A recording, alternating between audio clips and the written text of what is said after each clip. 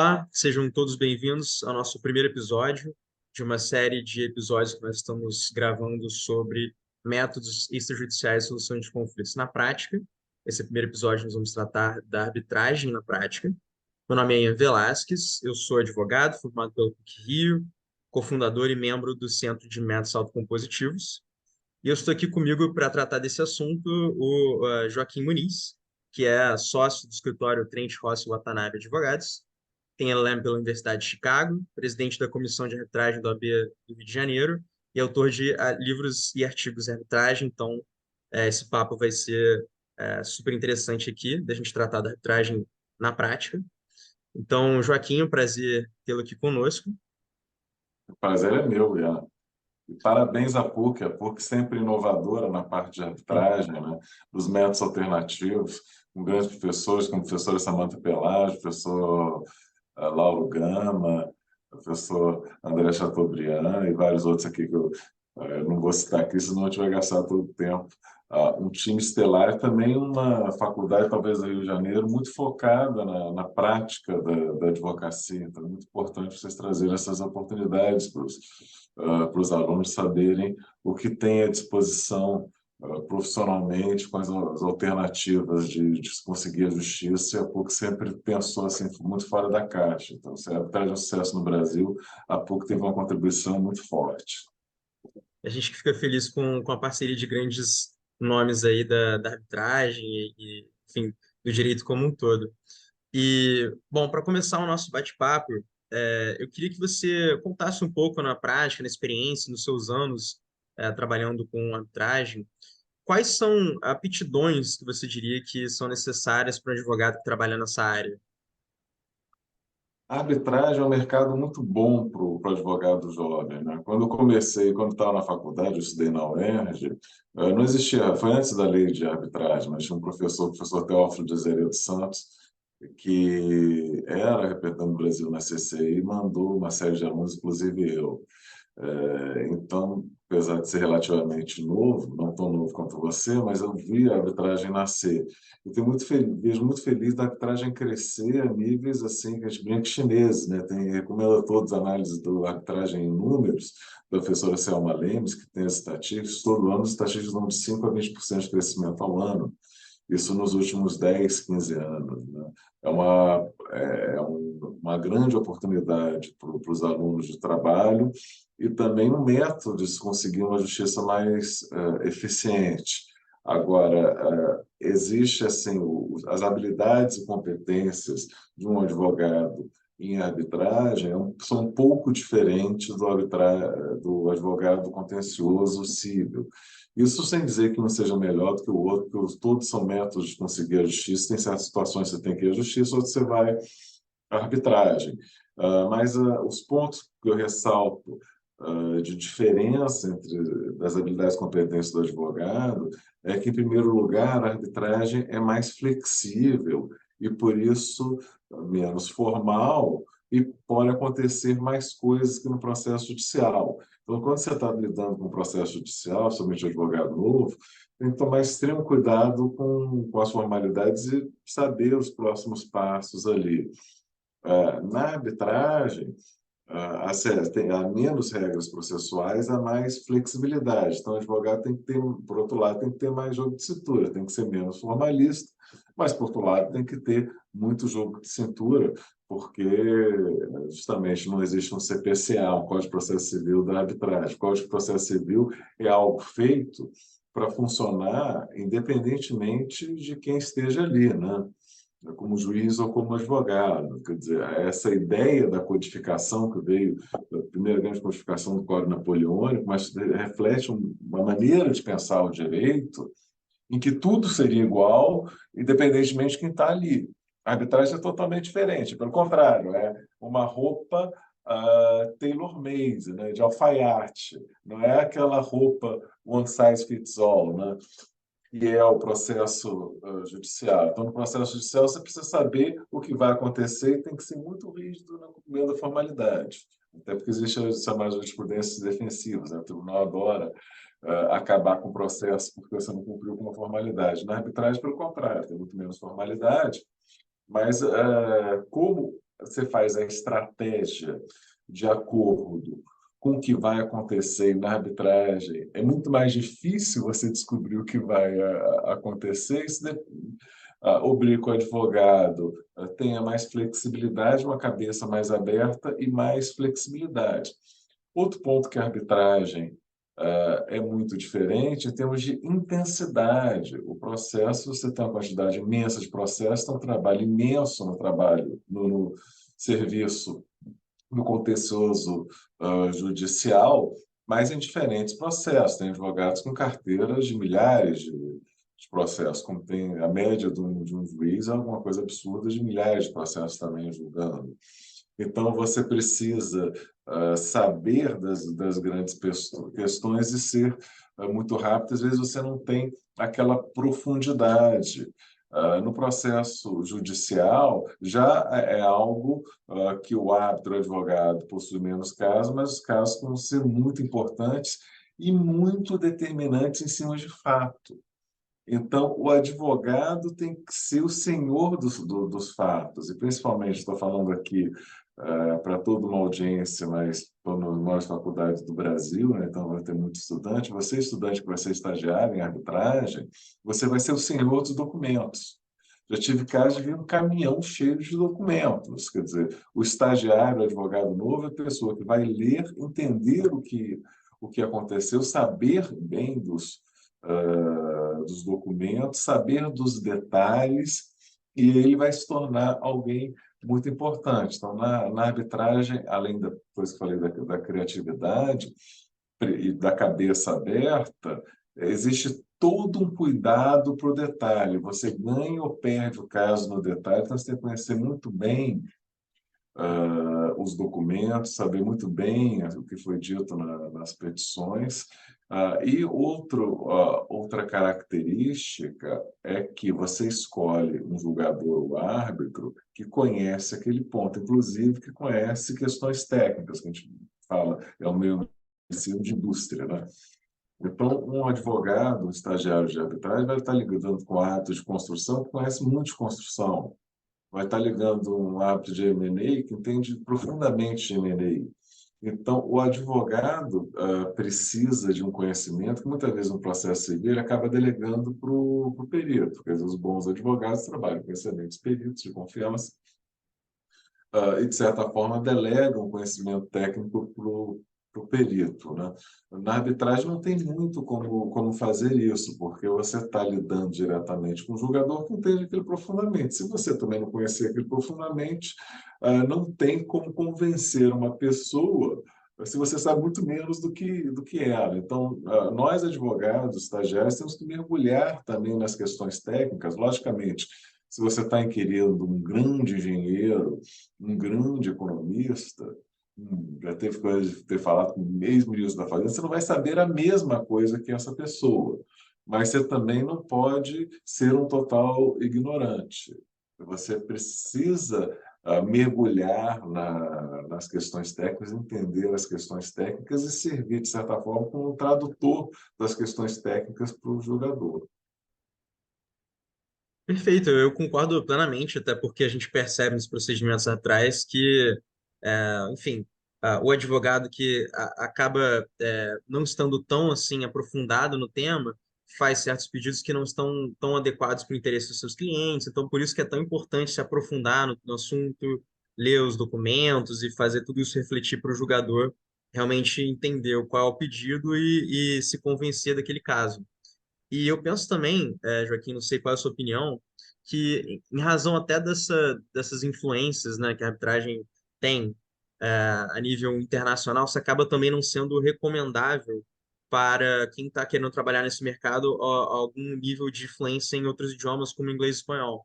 A gente acaba tendo muita influência das IBA Guidelines ou coisa do tipo, então eu penso muito também se isso também não é recomendável ou se enfim, você entende que não necessariamente seria uma aptidão necessária.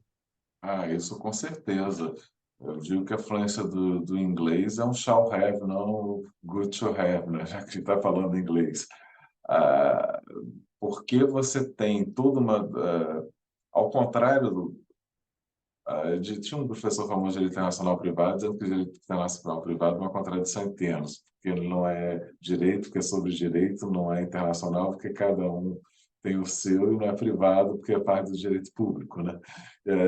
Então, mesmo quando a gente trata com processos judiciais, cooperações, você acaba limitado pelo direito brasileiro. Então, se você tem um profundo conhecimento do direito brasileiro, você não precisa recorrer ao direito comparado. Quer dizer, é bonito você conhecer o direito comparado, mas não é uma obrigatoriedade para você ser um grande advogado civilista, por exemplo, né? Logicamente, você não vai ser um professor de direito civil, você pode ser um excelente advogado de processo civil, conhecendo muito direito comparado. Já na arbitragem, como é uma língua franca, você tem a Convenção de Nova York, talvez as convenções internacionais com maiores números de países signatários.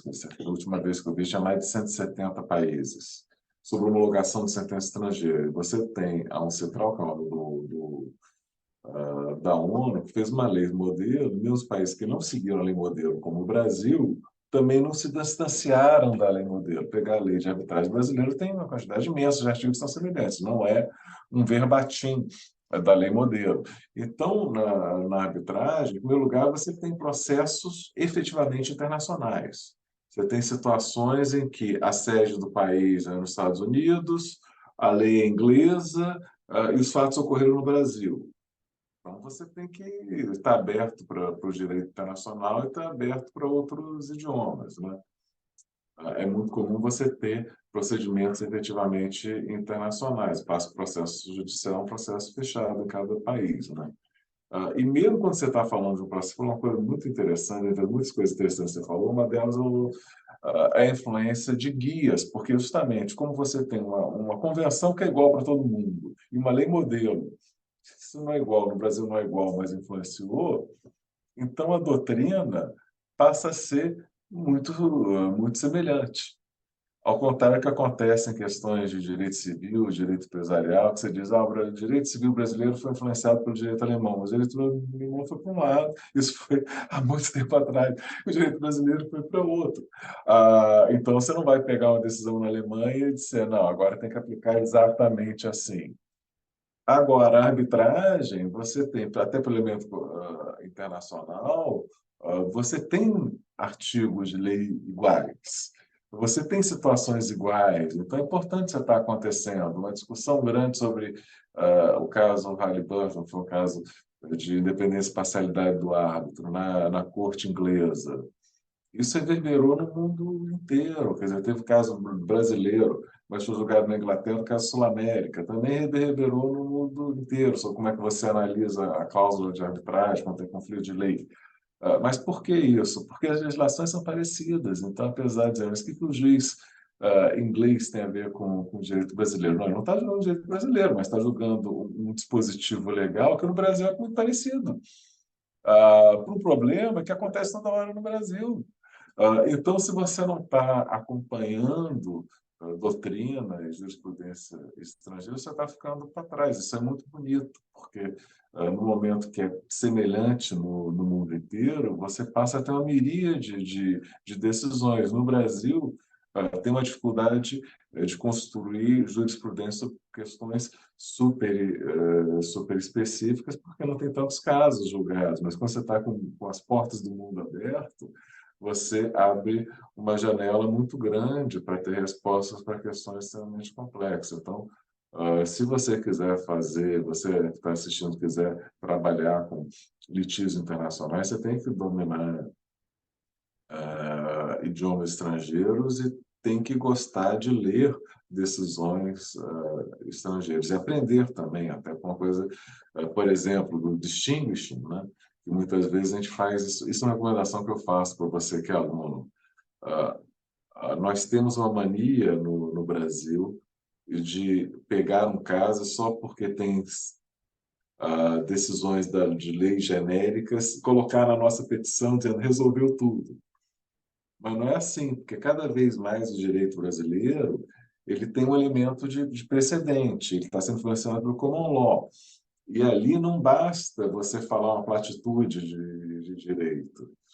Quando você está construindo direito no caso concreto, você precisa ver as circunstâncias específicas ali e como é que elas se amoldam no seu caso. Então, isso é um trabalho que nós, advogados brasileiros, deveríamos fazer melhor ao citar casos. Não é achar uma ementa ali com uma frase de efeito. É olhar, vem cá, esse caso que foi julgado, esse é muito parecido com o meu, e esse foi feito por um tribunal superior com ministros super ah, respeitados, então o elemento de persuasão é maior. Então, essa é uma recomendação que eu faço para vocês. Cada vez mais, também, como alunos, a jurisprudência tem se tornado mais importante. É até estranho quando a gente lida com direito internacional, dizendo, mas por que no Brasil você cita o autor e não cita os tribunais superiores? Não é esse autor que vai decidir seu caso, vai ser o ministro do STF ou do STJ que vai definir o seu caso. Você deveria prestar mais atenção no que o ministro do STF ou do STJ está dizendo, e menos esses autores que são elementos de persuasão, mas não são eles que criam o direito no caso concreto. Isso é verdade. E, assim, você trouxe tantos elementos, né, de complexidade, tanto nível, enfim, procedimental, né, quanto nível do mérito mesmo a ser decidido, questões de M&A, de construção, enfim, acho que a arbitragem ela está em tantas áreas. Como é que o advogado, né, pode fazer para escrever uma boa manifestação para reproduzir tudo isso, né, de forma a convencer o tribunal arbitral? Quais são esses, na sua visão, assim, elementos essenciais para se ter uma boa manifestação com arbitragem? Primeira coisa, eu faço citação dos autores da lei de arbitragem, que é o Pedro Batista Martins, seja curto para ser lido. Às vezes a gente escreve demais. E aí a gente fala 10 vezes a mesma coisa, mas não vai ser falando 10 vezes que você vai convencer. A segunda, terceira vez que você escreveu, o leitor já pulou. Então, nós temos que começar a ser mais sucintos na nossa manifestação, né? Já tem o Mark Twain, que é um autor inglês, que escreveu uma carta e disse: I would write you a shorter note if I had more time. Quer dizer, é muito mais difícil você escrever. E é verdade, quando você está com uma petição grande, você vai naquele fluxo de pensamento, é muito mais fácil de ser. Eu tenho que escrever só o que é importante. Mas se você escrever só o que é importante, você vai ter um impacto maior, porque quanto menor você for sua petição, maior a probabilidade do julgador te ler e prestar atenção no que você está falando. O segundo ponto é ter uma redação clara, né? Também é um problema de um parnasianismo brasileiro, né? Eu acho a melodia do hino brasileiro maravilhosa, mas se for pegar a letra, né? É difícil você explicar para as pessoas o que está ali, a poesia. E quando você está escrevendo uma petição, você não está escrevendo poesia.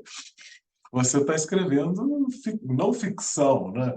Você precisa ser claro no que você está falando. Então, outra recomendação que eu faço é ser o mais claro possível.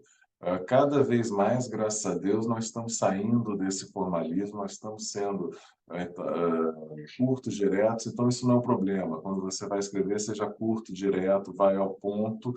A preocupação que eu já falei quando você está a doutrina de jurisprudência, seja cirúrgico, né? Ninguém mais aguenta citação sobre boa-fé objetiva. Assim, a não ser que você não vai ganhar ninguém falando sobre boa-fé objetiva em termos gerais. Você vai ganhar se você estiver falando de um dever acessório da boa-fé objetiva que tem uma jurisprudência muito específica que seja igual ao seu caso. É essa distinção que você tem que fazer. Quando você faz uma pesquisa, quando você coloca uma citação, não é para mostrar que você passou na faculdade, então você aprendeu o que é boa-fé objetiva, você aprendeu o que é exceção de contrato não cumprido, aprendeu o que é força maior. Não é uma prova de faculdade. É mostrar que aquela situação genérica que está na lei, na jurisprudência, se amolda perfeitamente ao seu caso concreto. Então, quanto mais, quando você for citar, seja cirúrgico e cite coisas muito específicas, doutrina de jurisprudência muito específica sobre a incidência no caso concreto. Quer dizer, seja exatamente aquilo. E quanto mais você utilizar a doutrina de jurisprudência para efetivamente para os conceitos complexos, não precisa explicar os conceitos simples, mas sim os complexos, como é que eles se relacionam. Sobre dicas, sim, uma coisa que eu uso é começar fazendo um resumo dos capítulos. E primeiro eu faço os capítulos, eu sei que eu vou escrever em cada capítulo e eu começo a fazer a petição. E eu nunca vou além de 5 a 9 capítulos. Pelo seguinte, quer dizer, dificilmente, a não ser quando você tem, na verdade, um processo que sejam 20 pedidos, pode acontecer numa questão de construção ou de M&A, que os 20 ou 30 sejam coisas totalmente diferentes, mas quando você gira em torno da mesma causa de pedir, você não tem 12 argumentos. O seu caso pode ser maravilhoso, mas você não tem 12 argumentos. Você tem 5 ou 6 argumentos. Os 12, na verdade, são variações do 6. Então, você está diluindo. É igual o suco, né? Você não quer botar água no suco, fica pior. Você vai querer tomar o suco 100% puro.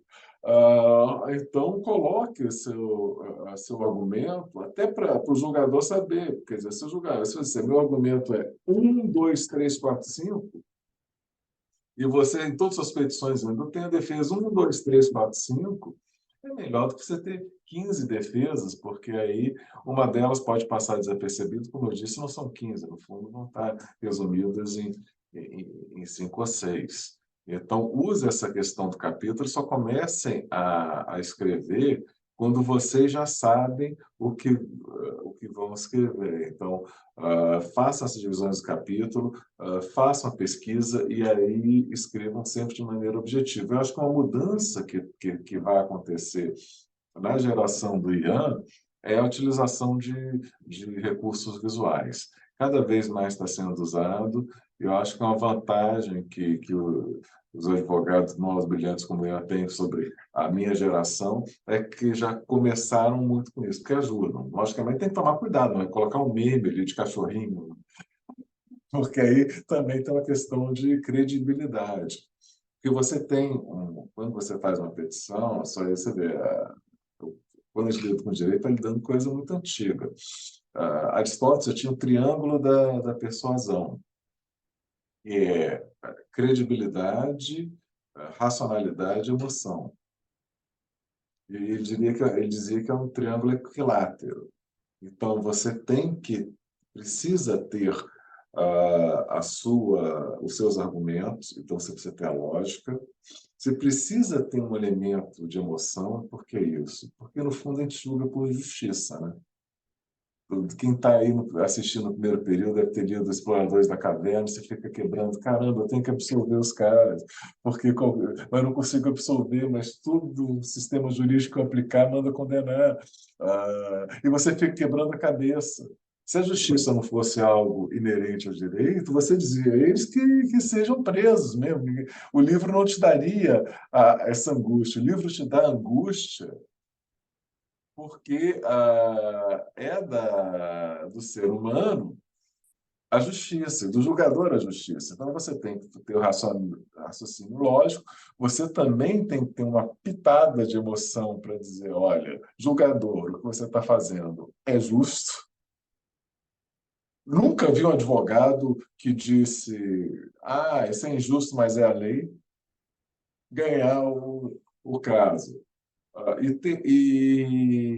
o terceiro é a credibilidade. Então, por isso que eu acho que essa revolução do visual law é muito importante, porque facilita a transmissão da informação, o entendimento, mas também tem que tomar cuidado, porque se virar uma coisa muito humorística, acaba perdendo a credibilidade. É algo bem interessante, o uso de certas técnicas para desenvolver os pontos. Por exemplo, isso é muito desenvolvido nos Estados Unidos, chamada técnica de IRAC, né? Que é Issue, Rule, Analysis and Conclusion. Quer dizer, você coloca, quando você vai ter um argumento, você coloca qual é a questão. Então, vamos dizer, prescreveu. Então, o IRAC, porque é I, né? O I, em inglês, né? I de issue, de questão. Então, você diz, ó, vou falar sobre prescrição. Aí você fala a regra. A prescrição no Brasil é 3 anos, de acordo com a jurisprudência do STJ e com o Código Civil. Aí, esse é o R, a regra. Aí tem A de análise, aí você fala, no caso concreto, o fato aconteceu na data tal, entrei com a ação com a data, o autor entrou com a ação com a data tal, faz mais de 3 anos. Aí você vai à conclusão. Logo, você, o pleito, o pedido está prescrito. Pode parecer muito básico, mas as pessoas colocam um argumento e, às vezes, confundem o momento de dizer qual é a regra do momento de dizer qual é a sua análise. E é importante você deixar claro qual é a regra aplicável, então você tem que estabelecer. Tem uma coisa que na advocacia internacional chama de establish. Às vezes você, mesmo naqueles filmes de tribunal, você está dizendo, establish isso, eu estabeleci aquilo. Por que eles falam? Porque é o raciocínio jurídico. Você tem que estabelecer algumas coisas e depois seguir adiante. Então, a primeira coisa quando você vai julgar, aí usando o chapéu de árbitro, é qual é a norma legal aplicável. Primeiro eu tenho que dizer, a regra é essa. E aí eu vou olhar os fatos. E nós, como advogados, vamos fazer isso, dizendo, olha, se aplica esse artigo do Código Civil, aí eu vou olhar os fatos. E os fatos se casam com a aplicação desse artigo. Coitado da boa-fé objetiva, eu estou aqui brincando com a boa-fé objetiva, é a mesma coisa, as pessoas falam, isso é contra a boa-fé objetiva. Mas peraí, não é assim que se faz, você tem que dizer o seguinte, um caso bem feito, você está falando sobre venire contra fracto próprio, quer dizer, a conduta cria obrigações. Você não vai dizer boa-fé objetiva pura e simplesmente, você vai dizer, no direito brasileiro, você tem que olhar não só o que está escrito no contrato, mas como as partes se comportaram. Porque isso é uma forma não só de interpretação do contrato, mas até, dependendo do que acontecer, de criar obrigações. Você estabelece isso. Aí joga doutrinas, jurisprudência. Aí vamos olhar o que aconteceu aqui. Aí você diz, no caso, olha só a conduta das partes. Eles agiram daquilo como se fosse uma obrigação. Logo, elas estão vinculadas. Entendeu? Essa coisa do IRAC, você diz. Sobre o que você vai falar, vai pela obrigação legal, vai pelos fatos, aí você conclui. É um instrumento bem útil que eu recomendo. Então, poucos tópicos, redação objetiva, usando para cada tópico IRAC, aí é uma boa redação. E tomem muito cuidado com os pedidos, porque quando a gente fala em arbitragem, às vezes as pessoas dizem, vamos pegar o processo civil e jogar no lixo. Não se aplica às regras procedimentais do Código de Processo Civil. Mas o processo civil, na verdade, são 3.000 anos, 4.000 anos de sabedoria acumulada. Então, quando você fala de questões de ônus da prova, de como colocar a petição, de como vai ser, aquilo pode não se aplicar como regra cogente, mas é uma sabedoria acumulada de como fazer para aquilo dar certo. Não está no Código de Processo Civil como se amarra sapato e todo mundo amarra sapato igual. É a melhor maneira de amarrar sapato. Então, às vezes as pessoas dizem, estou no processo, estou na arbitragem, eu posso ser um pouco mais negligente com o pedido. Não recomendo. Na arbitragem, você pode até ser mais flexível com relação aos pedidos, mas um pedido muito bem feito vai fazer uma diferença imensa na força da sua postulação. Mesmo que você tenha regras mais flexíveis, é de bom tom que você faça um pedido bem formulado. E acho até porque, assim, tudo que você falou eu concordo completamente e acho que faz todo sentido ter em mente também que é o árbitro, né? Que aquela manifestação, ela vai estar endereçada. Então, ele que vai estar distrito ao pedido, ele que vai ler a sua manifestação e se convencer ou não. Então, se ela estiver confusa, se começar a análise antes da regra, enfim, eu acho que tudo isso vai influenciar em como o árbitro vai apreender os elementos do caso para poder julgar e quanto que ele vai se convencer também E da você sua falou uma tese. coisa super importante, que eu falo para todo mundo: você não escreve para o outro, para você mesmo, desculpa, você escreve para o outro. Isso eu falo muitas vezes, colegas estão falando uma coisa, o juiz diz, não, não é isso. Aí, ao invés da pessoa jogar outro argumento, ela volta naquele argumento. O Cutuco diz, já disse que não é isso, ele que vai julgar. Não é você que vai julgar. Até se fosse você julgar, não precisa nem de processo. Se o julgado da causa, você está convencido daquilo. Mas se o julgador acha que não é isso, você muda. Quer dizer, você não escreve para os outros, você escreve para os outros. Você não escreve para você mesmo. Então, tem que estar, você tem que pensar que o outro pode pensar diferente de você. Então, precisa, a advocacia tem um pouquinho da sensibilidade de ver onde é que está indo o vento, e você vai explorando mais aqui, mais ali, mas não por gosto pessoal, e sim por persuasão. Sente como é que a pessoa pensa, você escreve da maneira que a pessoa pensa, não da maneira que você pensa, porque, na verdade, você é um instrumento do seu cliente para ele fazer a justiça. Com certeza, eu acho que isso tudo tem a ver com a relação, né, dos advogados com o tribunal, do entendimento de que o tribunal não é, de alguma forma, inimigo do advogado, ou às vezes tem aquela relação um pouco de inimizade, né, que eles pegam uma tese, um argumento, muito pelo contrário, né? É muito do que você diz. Se algo não funcionou, tudo bem, vamos para frente, porque a ideia toda é de convencer os árbitros da tese do seu cliente para defender o interesse do seu cliente. E nesse sentido também da relação dos advogados com o tribunal, eu queria saber um pouco de você na sua experiência, né? Como é que é essa relação? Existe uma diferença da relação dos advogados com o tribunal arbitral em relação com o juiz? Enfim, você tem cuidado, você tem uma etiqueta arbitral? Como é que você vê isso na sua experiência? Etiqueta sempre tem, né? O Jânio Quadros tinha uma frase lá que uma repórter foi falar com ele, foi, ô Jânio, ele disse, vem cá, ele disse, respeito evita confusão em filhos, eu não quero nenhum dos dois com você, né?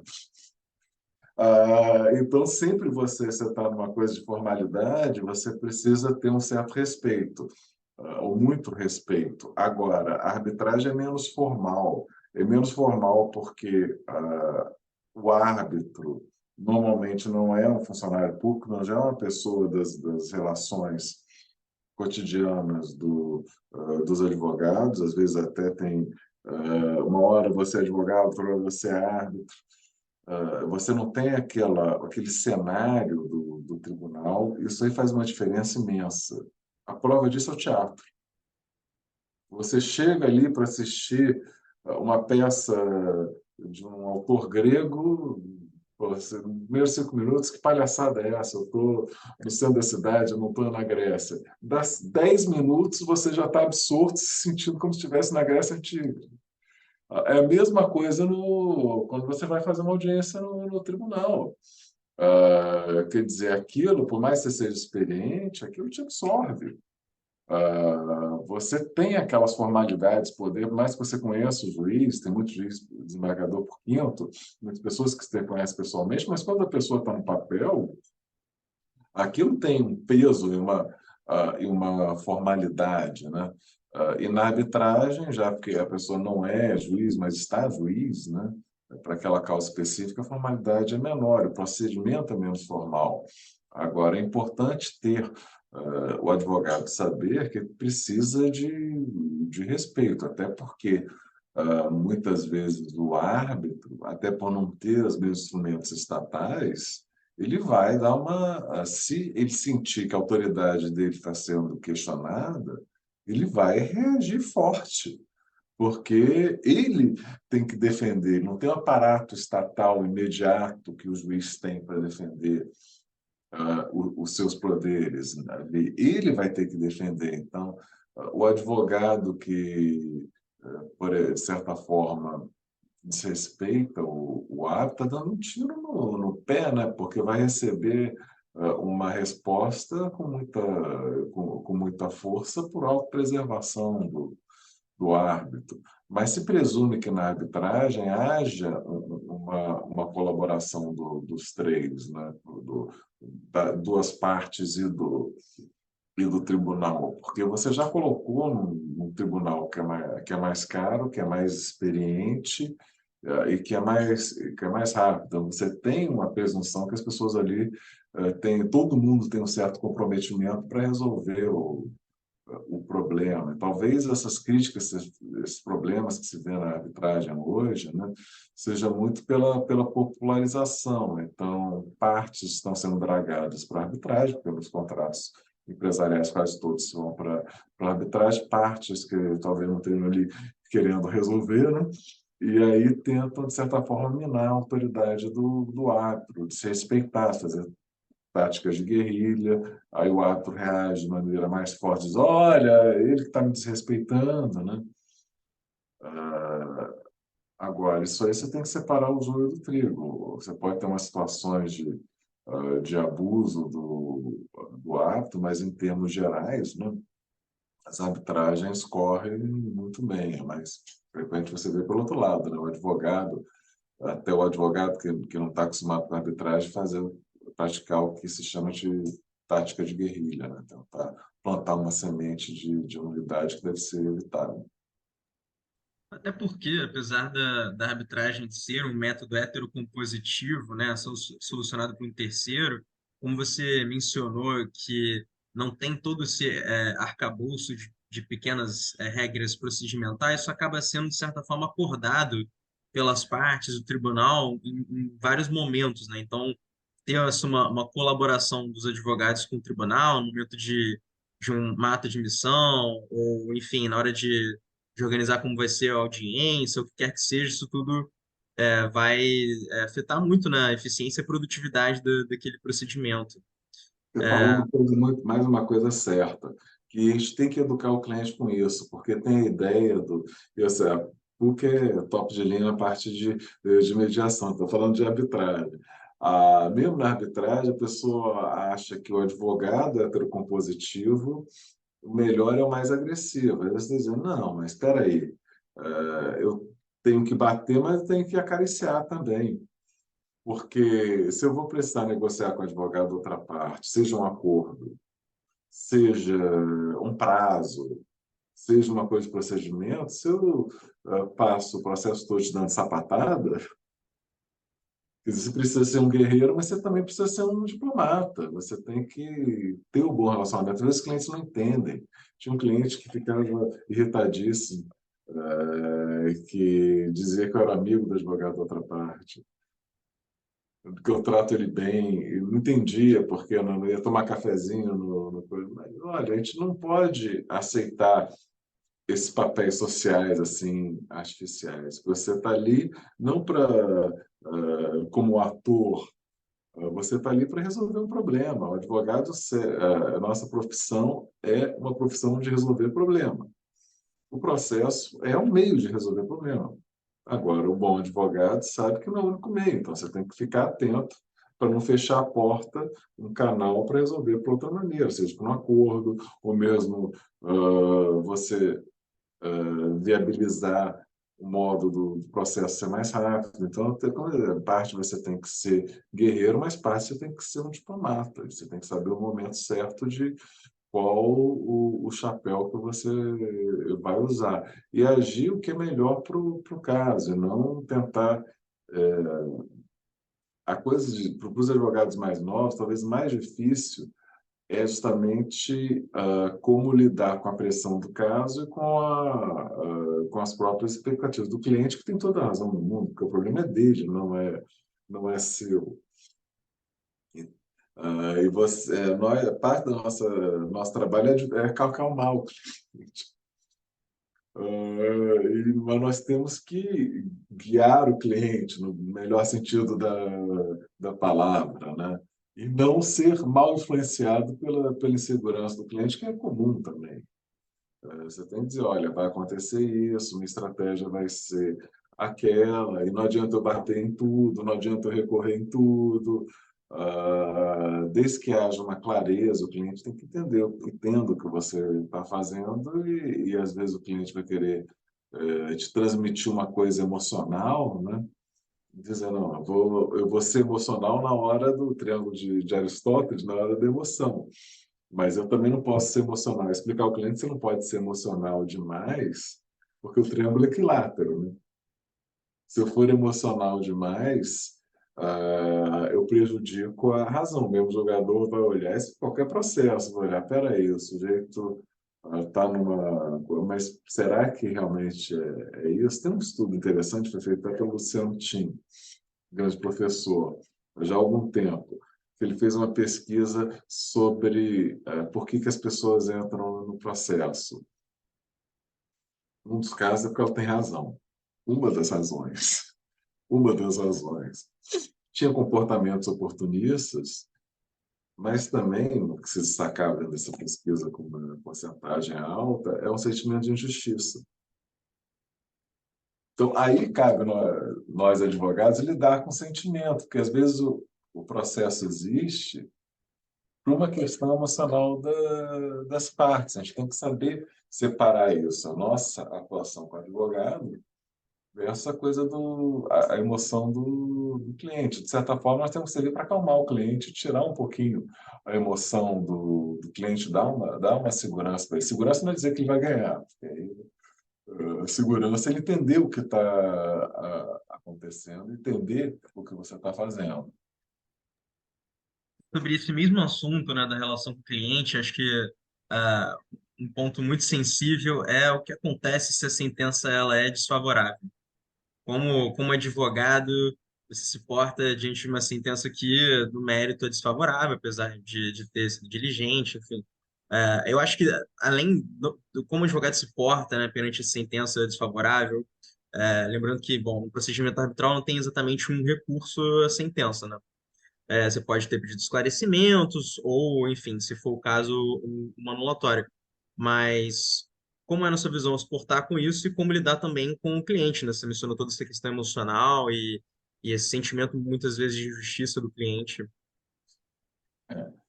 Em primeiro lugar, tem que ter uma certa compreensão com o cliente, porque quem perde é o cliente, então ele tem motivo de ficar frustrado, né?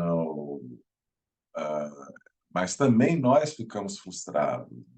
O bom advogado, quase todos os advogados que são meus amigos ou ex-adversos, eles não têm uma posição, não estão ali só pelo dinheiro. Quem é advogado profissional gosta do jogo, e ninguém gosta de perder, né? Então, também é ruim para o cliente, muito pior para o cliente, mas é ruim para o advogado. Quando você perde, você vai para casa, quer tomar um uísque, quer dormir. Pô. Você não fica. Quem diz que é indiferente não está escondendo a verdade aí. Agora, faz parte, né?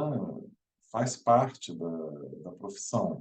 Se você não perdeu, é porque você não jogou, né? Ninguém tem só vitórias. Nenhum Pelé tem só vitórias.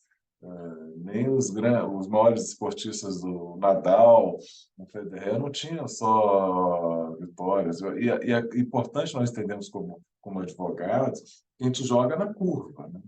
Isso que eu sempre falo. Quer dizer, você pegar um caso que está assim, você fazer um caso muito melhor. Você pegar um caso que é meio a meio, você ganhar. Pegar um caso que o cliente ia perder de lavada e você conseguir um 0-0. É isso a boa advocacia. Boa advocacia não é só ganhar tudo, porque isso é um pouco pueril, né? Isso não corresponde à realidade. Uma boa advocacia é você melhorar, o cliente está numa situação e com você está muito melhor.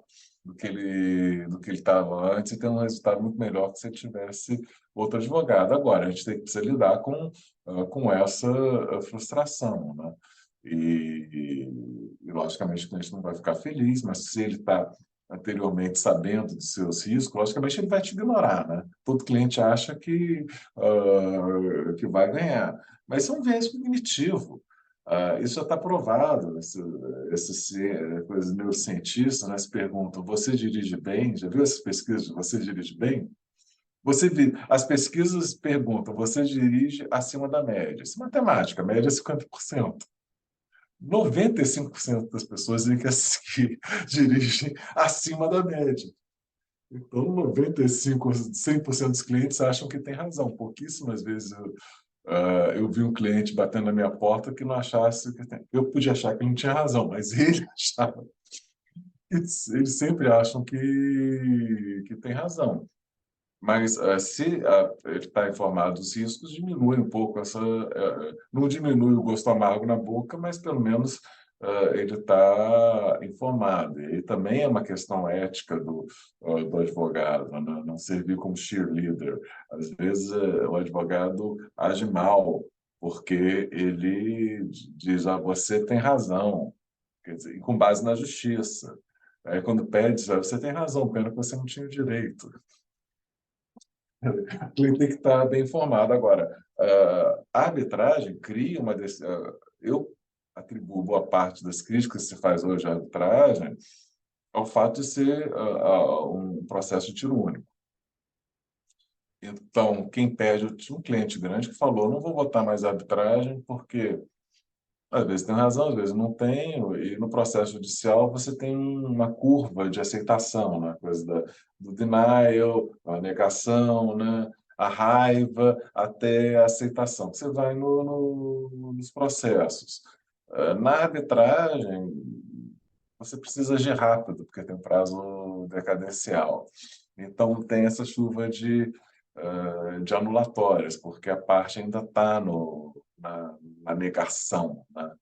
Ainda está na raiva, não tem esse momento que a psicologia tanto tempo já explicou do luto, né? Não tem o tempo do luto.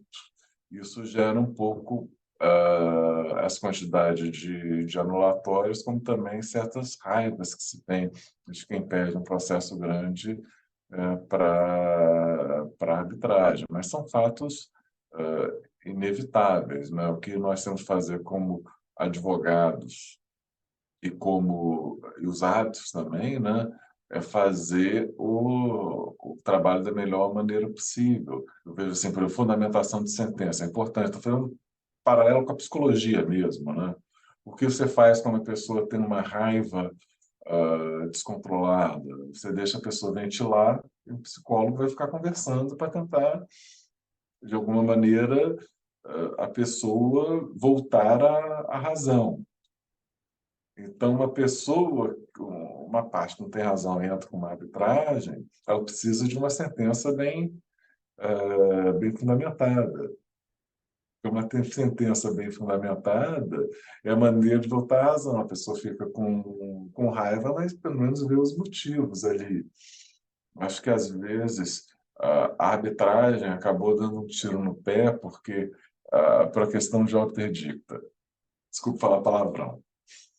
Aqui, que é o seguinte: as pessoas, os atos não querem explicar tanto para depois não ser questionado: por que você não decidiu dessa maneira ou daquela? Porque tudo que você falar vai ser usado por contra você. Então, muitas vezes, em técnicas, dizendo: olha, é melhor usar uma técnica. Você pega um argumento forte, dá uma pancada, é por isso, acabou, pau, do que você explicando.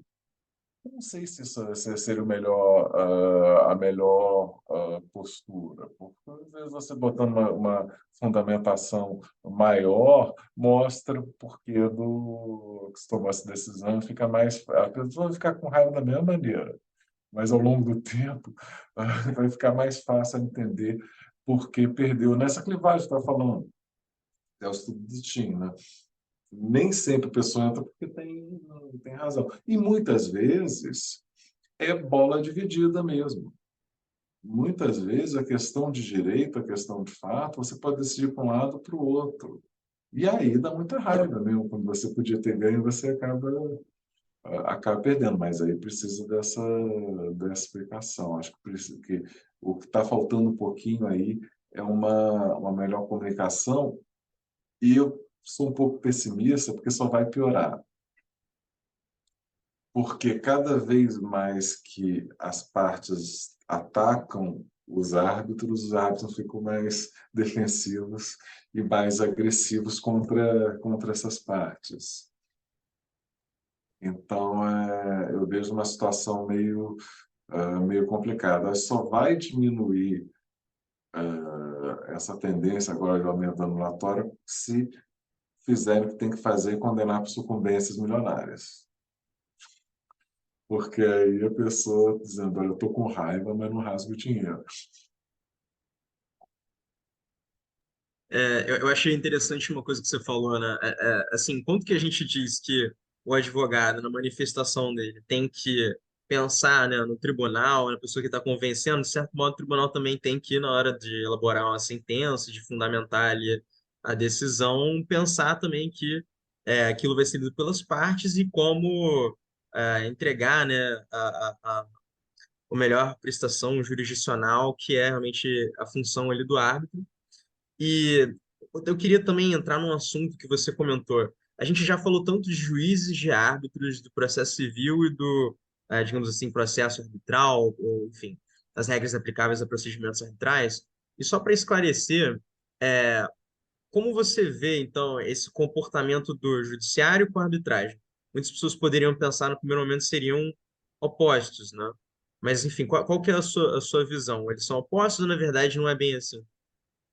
Não é assim, porque a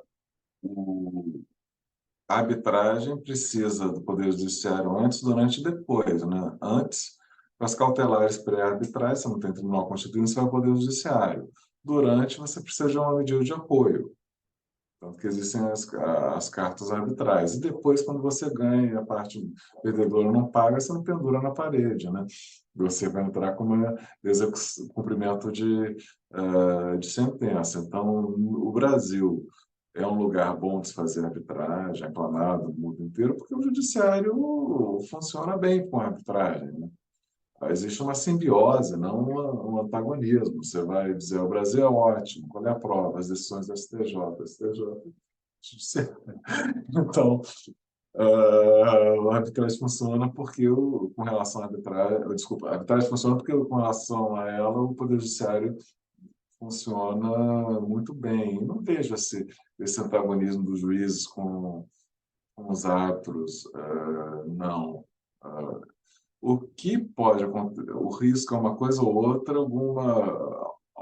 mas isso acontece em tudo que vai ser visto pelo judiciário. Um ou outro juiz que tem uma posição contra alguma questão de arbitragem acaba gerando uma jurisprudência, mas isso é do próprio sistema judicial, né? Até você consolidar a jurisprudência é algo muito doloroso. Essas discussões que a gente tem agora, que a gente tem um dever de revelação. Por que isso? Porque é um tipo aberto. E aí você vai decidir pelo Poder Judiciário.